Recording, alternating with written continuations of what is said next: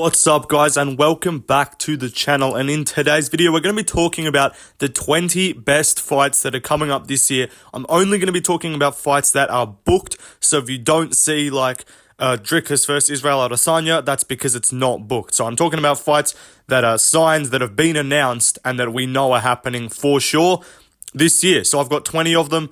And yeah, let's get started. So the number 20 spot, I'm going to be going with Roman Kopylov versus Cesar Almeida. Now, this takes place next weekend at UFC 302. I think it's on the prelims of that card. And this is a banger fight. Roman Kopylov, if you know him, which you should know him if you're watching this channel, he's an elite striker, great kicks, great striking, really fun to watch on the feet. He's struggled with grapplers in the past, but this is not who he's fighting here. Cesar Almeida is a 5-0 in MMA, but former kickboxer who's 1-2 in MMA. He has a win over Alex Pereira in kickboxing. And this guy's a really good striker. Coming off a win in the by TKO in the second round in his debut.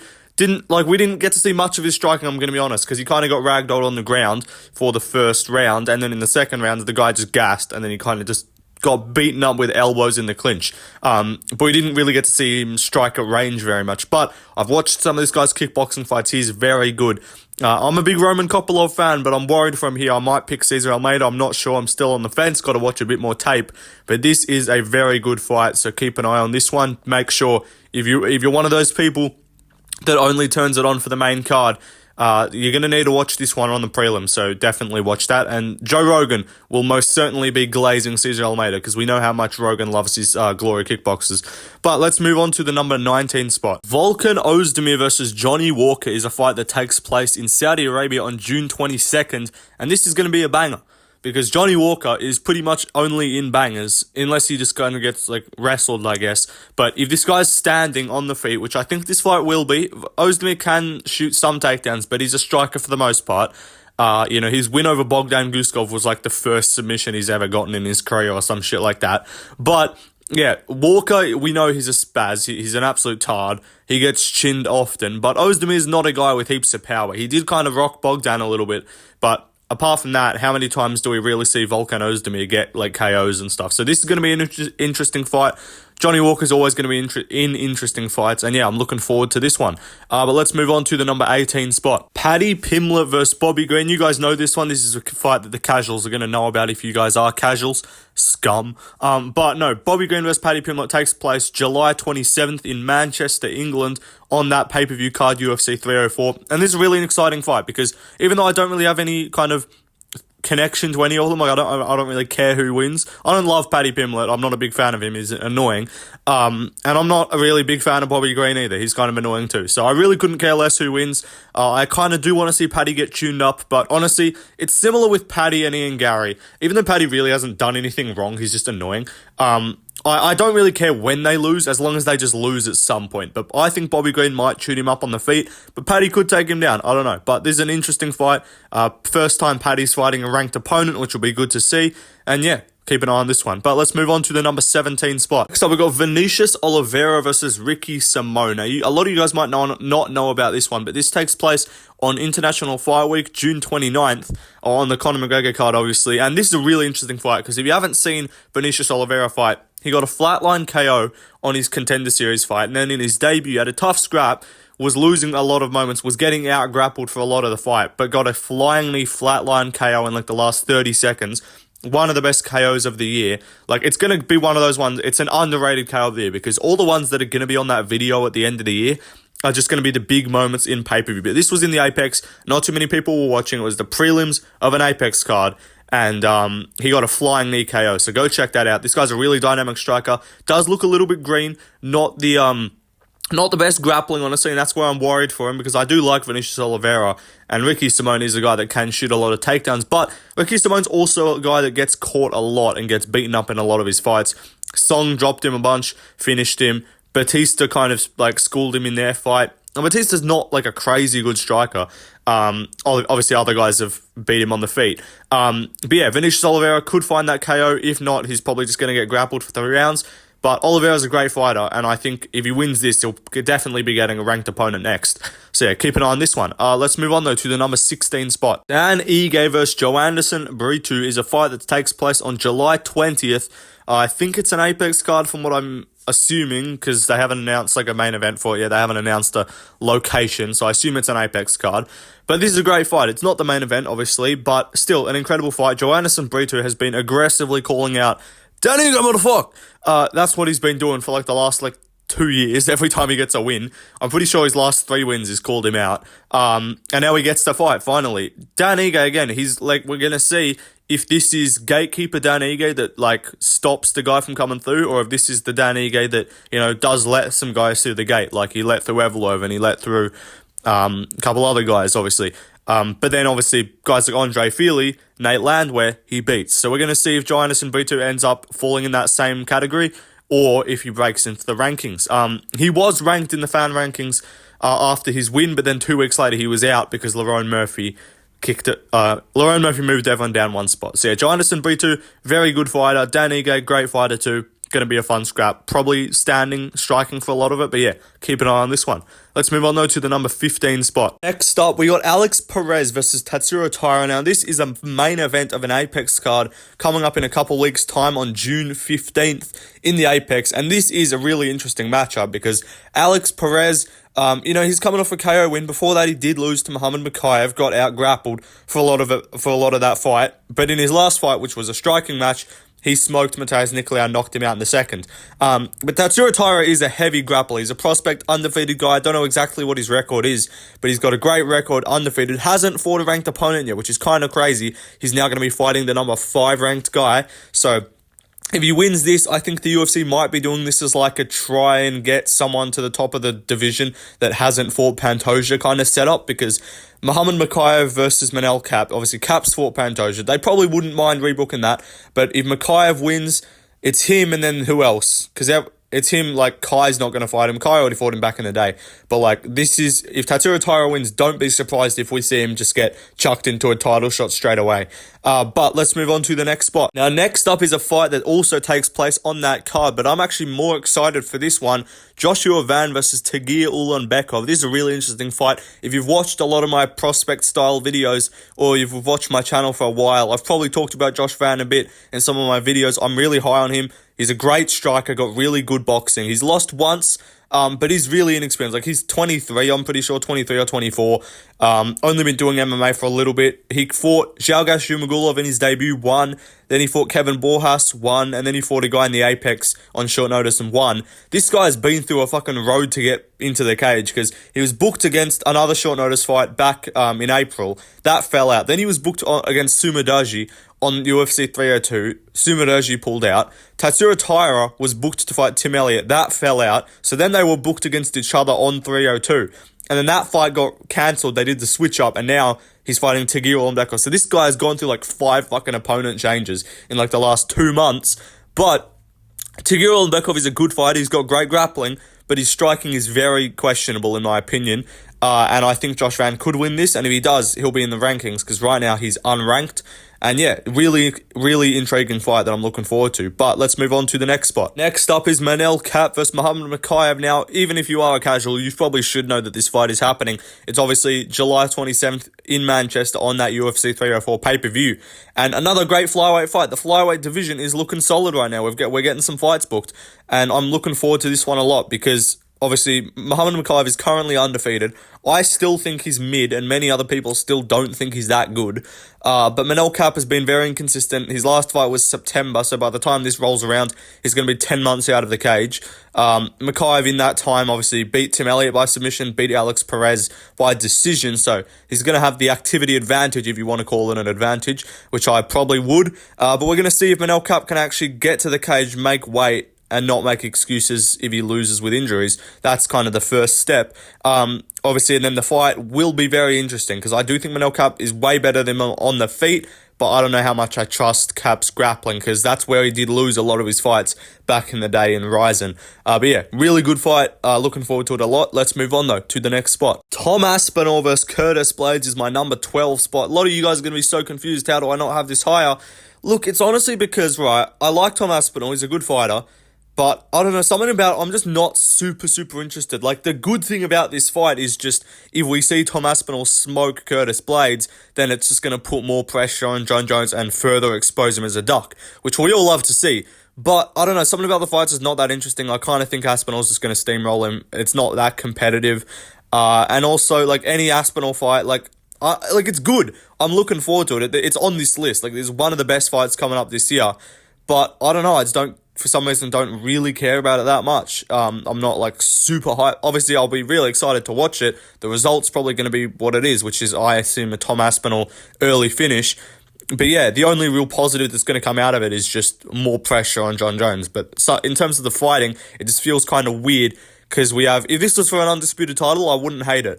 I think then it'd be cool because then you're actually fully adding to legacy, and it really and even the casual fans can see oh yeah, this is a belt. But a lot of people, the dumbasses that just think Jon Jones is the champion, without questioning anything, they're going to be like, oh, it's not even the real belt. The people are going to just consider this a random fight. And if Jones retires after Stipe, what are we doing? We're just giving Aspinall a defensive and interim title for nothing to not even fight the actual champion or the current, I don't think Jones is the actual champion, but on the UFC website, Jones is the actual champion.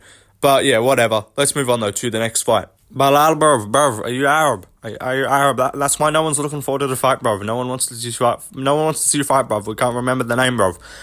Leon Edwards versus Bilal Muhammad. I'm actually looking forward to this fight, honestly, more so than Aspinall Blades. Even though it's probably going to be less exciting, something about when there's just undisputed titles on the line, and I kind of want to, I'm interested to see if a guy can just keep building a title defense streak. Because if Leon wins this, it'll be 3 title defenses, I'm pretty sure.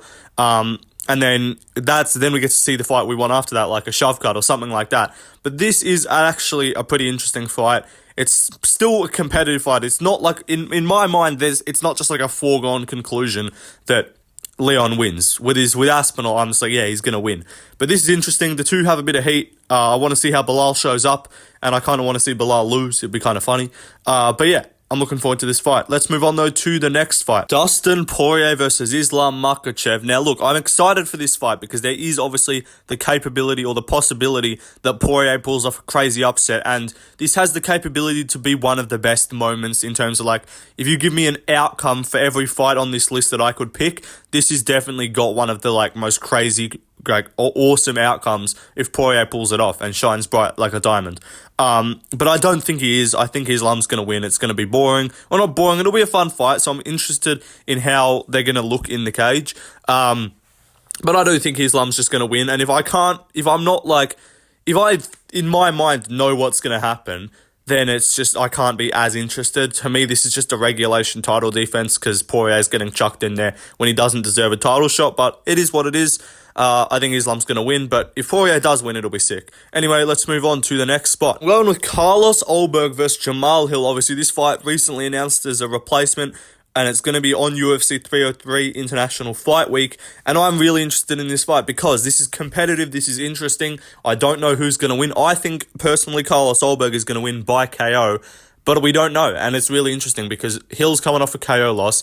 Ulberg is a guy outside the top 10. So whenever you see these fights where it's a guy outside the top 10 fighting a top 5 guy, it's just kind of interesting because you think about what if that outside the top 10 guy wins and then all of a sudden we got a new big name or we got a new name in the top 5 and a new guy in contention. Because right now, light heavyweight, the Yuri rematch is probably what's going to be happening, and then what? It's Ankalaev, what else is going on in that division? Blachowicz, we don't really care. That'd be a good fight, I guess. But, Rakic is, I like Rakic a lot, but he's probably not going to get a title shot anytime soon. Krylov's probably dead at war. But, I don't know, there's not that much interesting shit going on at 205. But if Ulberg wins this, then we got a new guy, and then we can, even though I think Pereira would smoke Ulberg, at least there's a new matchup there. So it'll be cool. But yeah, let's move on though to the next spot. Next up is Sergey Pavlovich versus Alexander Volkov. This is a really good fight. And I'm looking forward to it a lot. These are just two guys that are just going to sling hammers at each other. Sounds kind of weird, pause. But yeah, Pavlovich and Volkov, they're just going to chuck them. Pavlovich is going to go forward with his Pavlovich go burr style and just throw jabs and try and get a fucking 50-second TKO. But it's a really interesting matchup. You just got two fucking Russian Goliaths, two Drago motherfuckers that are just going to sling them. And I'm looking forward to it. Someone's going to get knocked out. I think it's probably going to be Volkov. I think Pavlovich wins. But it's just a really interesting fight. And I'm a big Pavlovich fan, so I want to see him get back in the win column and then maybe fight Cyril Gane in Paris. But we know that's not going to happen because Gane is also a duck. He fought Jon Jones and he inherited his duck. Like the duck was transferred or like shared. The duck energy was shared from Jones to Garn, and now they're both ducks.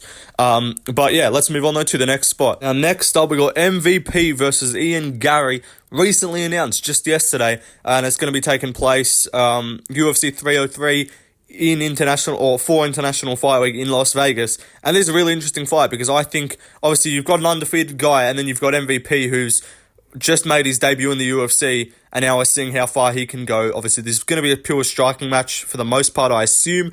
I don't think anyone's going to grapple, but if they do, I mean, whatever.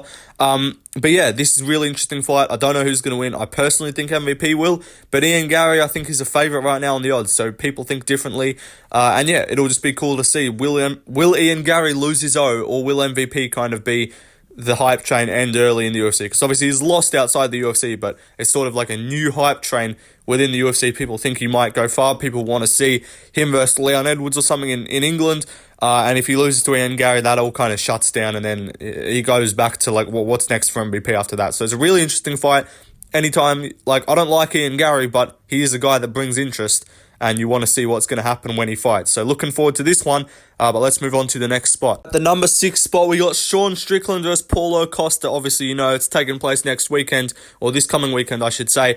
And yeah, this is a real interesting fight. I do think Costa is going to lose. I think Strickland's going to win, maybe by decision, but these are two guys that you just don't, like, you just want to see them fight. You want to see them in the cage, and you want to know what's going to happen when they fight. They're the two guys that doesn't really matter who they're fighting. If they're in there, they're bringing their own interest, and then the two of them together, they're going to bring even more interest. The press conference should be pretty interesting. It'll be interesting to see how that goes. Is Sean Strickland going to do his typical lines and try and get everyone on his side, or is Costa maybe got the fan base behind him? Maybe he'll kind of humiliate Strickland at the press conference. But the fight is what we're talking about, and I am very interested. 5 rounds as well makes it kind of cool. And also, what's going to happen with the title picture depending on who wins. Like, if Strickland wins, does he get an immediate rematch or something after that? Or, you know, if Costa wins, I don't imagine they run him into a title shot. So there's a lot of middleweight fights taking place soon. So yeah, really interesting to see what's going to happen. But let's move on to the next fight. Next up is Chito Vera versus Davison Figueiredo. Now, this fight was also just announced recently, yesterday as well. It's going to be happening August 3rd on the Corey Sandhagen versus Umar Nurmagomedov card. And this is a banger. This fight is sick. I'm looking forward to it. I want to know who wins. I think Figueiredo is going to win personally because I don't rate Chito that highly. But still, really looking forward to this fight. On the feet, it's going to be really cool. It's going to be seeing how will Figgy be able to kind of avoid the big power shots. Is his striking just going to be leaps and bounds better? Because, you know, he looked great against Font. He got caught a little bit, but he looked solid against Font. And then against Garbrandt, showed his wrestling more. I don't think Cheeto's not the quickest guy. Cheeto is very powerful, so it'll be interesting to see if and if Figgy lands clean on Chito, how's Chito going to take those shots too? We've seen him take fucking flush knees from O'Malley, so I assume he'd be fine. But really interesting fight, and if Davison Figueiredo wins, he could be looking at either a title shot or like one fight away, and that'd be sick to see Figueiredo in the title picture of bantamweight.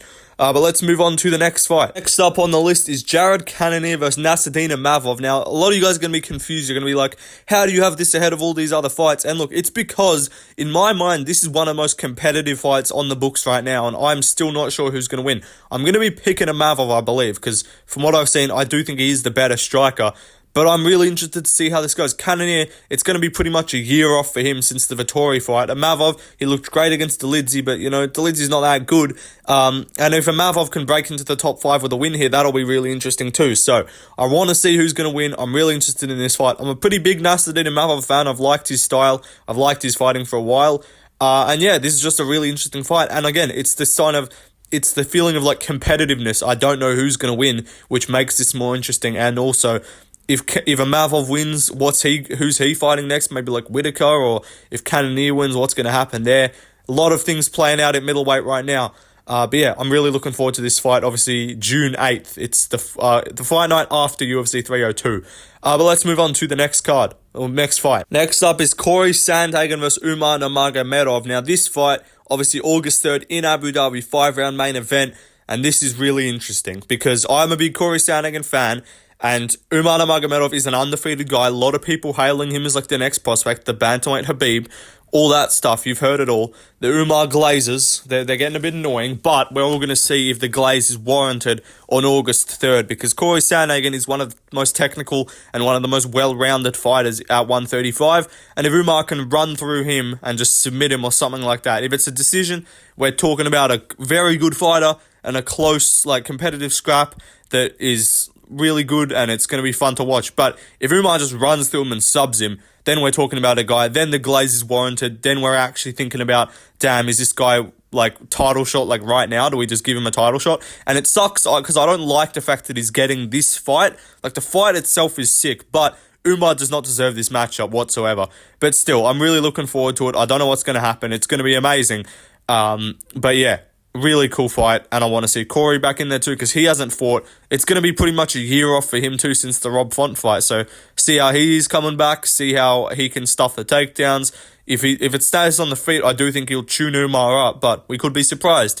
And yeah, this is a really interesting matchup. Let's move on though to the number 2 spot. In my opinion, number 2 and 1 are interchangeable, but I've gone with Khamzat Chimaev versus Robert Whittaker as my number 2 most anticipated fight coming up. And look, this is just really competitive. Again, I'm not sure who's going to win. There's that, we all kind of know it's either Khamzat in the first or Whittaker takes over late and wins in the later rounds. We're going to see Khamzat in his first 5-rounder, even though he was booked for 5 rounds against Kevin Holland. We all knew that fight. No one really considered it a 5-round fight. This is the first time where we could see him go into the fourth and 5th if it gets out of the first 3, because I do believe if I'm worried that Khamzat might just go out there and smoke him immediately, because Usman's got great takedown defense and he got ragdolled in the first. So maybe Whittaker just gets subbed. Maybe Whittaker doesn't have as good defense as Usman in the grappling. But if he does, and if he makes it out of the first round, we're really going to see Khamzat tested, because Whittaker's a much better striker than Usman. He's a much better striker than Gilbert Burns.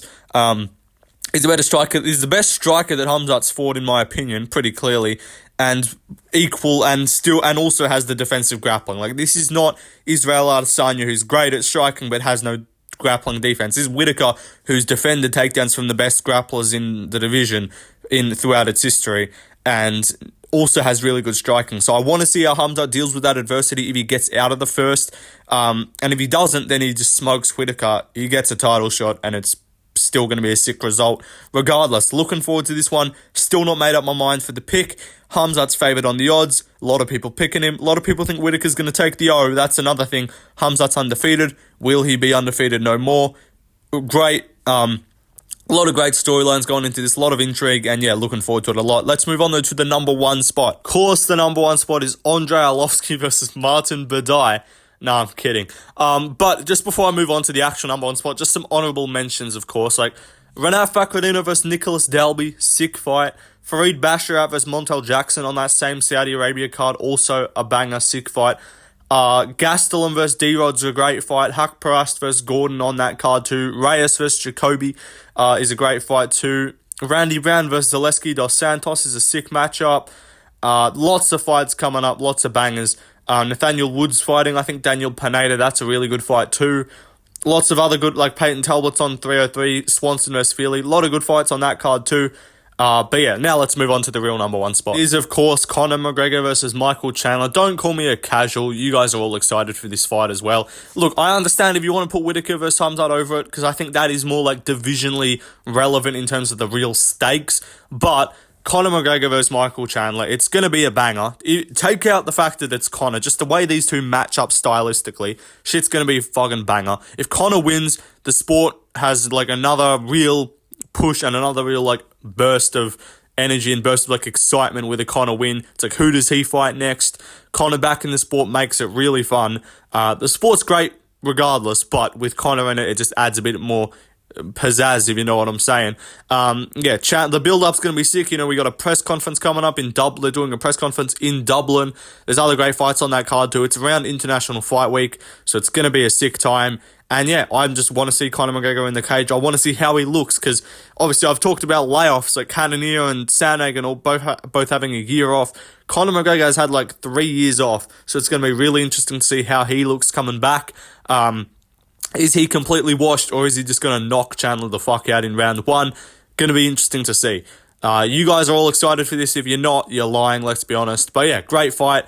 These are my top 20. Let me know which fights you think I missed in the comments. I think I've got a pretty good list here. Reminder again, this is only fights that are booked. There is no Dricus versus Izzy. There is no Ilya versus Max. There is no Murad versus O'Malley. Those fights are not booked yet. But they're also very good if they happen. But yeah, that's my top 20. Hope you guys enjoyed. Keep an eye on these fights if you're casuals and you don't know who they are. And yeah, peace out. See you in the next one.